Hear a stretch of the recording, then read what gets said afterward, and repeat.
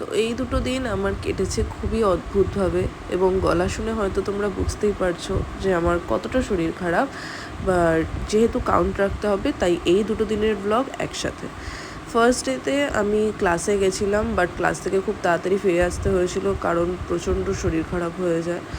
এরপরে বাড়িতে এসে আমি একটু রেস্ট নিয়েছিলাম এবং ভেবেছিলাম যে সেদিনের টাস্কগুলো কমপ্লিট করব, পড়তে বসবো, বাট খুব বেশিক্ষণ পড়তে পারিনি। আধ ঘন্টা মতন পড়েই আমার অবস্থা এতটাই খারাপ হয়ে যায় যে আমাকে ঘুমিয়ে পড়তে হয়। সেদিনকে ঠিক করে আমার রাতের ডিনারও করা হয়নি ইভেন।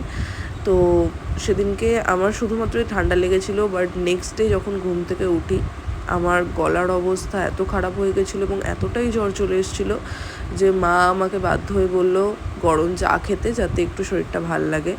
তবে সারাদিন সত্যি বলতে বাড়িতে থাকতে খুব একটা খারাপ লাগেনি, কারণ অনেকগুলো দিন পরে এতটা ব্রেক পেয়েছি। সারাদিনে অনেকগুলো বই পড়লাম এবং বিকেলের দিকে ছাদে গেছিলাম তখন ওয়েদারটা খুব সুন্দর হয়েছিল হালকা বৃষ্টির পরে।